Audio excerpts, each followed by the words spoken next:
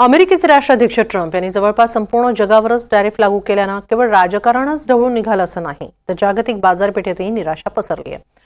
त्याचे परिणाम खुद्द अमेरिकेलाही भोगावे लागतात। शेअर मार्केटमधली घसरण, चिघळलेलं चीन अमेरिका व्यापार युद्ध या पार्श्वभूमीवर बुधवारी अमेरिकेतील प्रसिद्ध न्यूयॉर्क आंतरराष्ट्रीय ऑटो शो सुरू झाला। टॅरिफ युद्धाचे पडसाद या शोमध्येही उमटताना दिसले। पाहूया एक रिपोर्ट।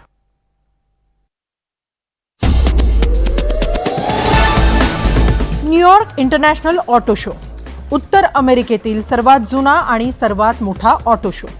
या शोसाठी जगातील नामांकित वाहन कंपन्या आपली नवी उत्पादनं लॉन्च करत असतात। यंदाही 18 एप्रिल पासून या शोला सुरुवात झाली आहे। पुढील आठवडाभर हा शो सुरू असेल।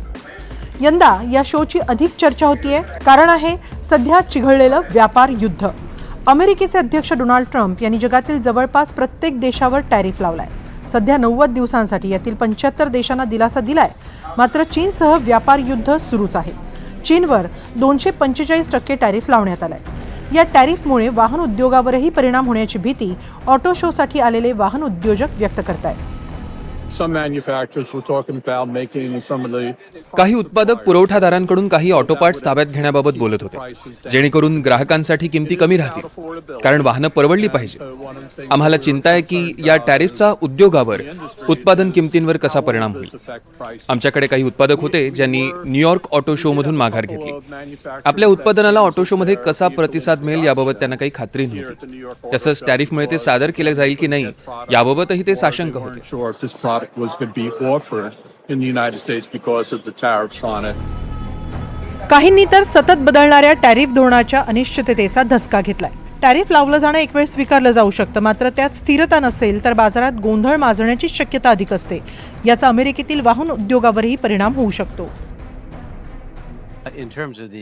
अमेरिकेतले वाहन उद्योग पाहता देशांतर्गत वाहनांमध्ये निर्माते किंवा कंपन्या ज्या इथं कार आयात करतात त्यांच्यासाठी टॅरिफ म्हणजे प्राणघातक आहे, आणि याबाबतच सर्वजण अधिक बोलतायत। मला यातून अजूनही काही चांगला मार्ग दिसत नाहीये।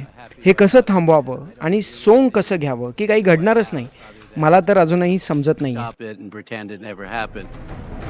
असं असलं तरी सध्याच्या अस्थिरतेच्या वातावरणाचा सामना करण्यासाठी अनेक वाहन उत्पादक तयार आहेत। त्यासाठी ते आत्तापासूनच मोर्चे बांधणी करतायत। फोर्ड या नामांकित कंपनीनेही या हंगामात आपल्या उत्पादनाची किंमत वाढवण्याचा निर्णय घेतलाय। S&P ग्लोबल मोबिलिटीनं दिलेल्या एका अहवालानुसार जर अमेरिकेनं आयात होणाऱ्या वाहनांवर अधिक शुल्क लावलं तर 2025 मध्ये अमेरिकेतील वाहन खरेदी 7 लाखांनी घटण्याची शक्यता आहे। उत्तर अमेरिकेतील वाहन निर्मिती देखील 1,28,000 घटण्याची शक्यता आहे। डोनाल्ड ट्रम्प यांनी 3 एप्रिल 2025 पासून आयात होणाऱ्या कार आणि सुट्या भागांवर 25% कर लावण्याची घोषणा केली आहे। 3 एप्रिल पासून अमेरिकेत आयात होणाऱ्या सर्व पूर्णतः बांधलेल्या हलक्या वाहनांवर 25% कर लावण्यात आलाय। इंजिन आणि इंजिनचे भाग, ट्रान्समिशन आणि पॉवर ट्रेनचे भाग तसंच इलेक्ट्रिकल घटकांच्या आयातीवरही 25% टॅरिफ आहे। त्यामुळे अमेरिकेतल्या वाहन उद्योगावर याचा परिणाम होऊ शकतो। अमेरिकेत कारच्या किमती वाढतील, परिणामी मागणी घटून याचा उत्पादनाला फटका बसू शकतो।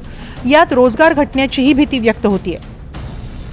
अमेरिकेत अनेक सुटे भाग हे आयात केले जातात, त्यामुळे अमेरिकेतच हे सुटे भाग बनवणारे उत्पादक प्लांट बनवण्यासाठी काही कालावधी नक्कीच जाऊ शकतो। तोपर्यंत निर्माण होणाऱ्या अनिश्चित वातावरणाचा परिणाम अमेरिकन वाहन उद्योगाला भोगावा लागू शकतो। Bureau report, NDTV Marathi.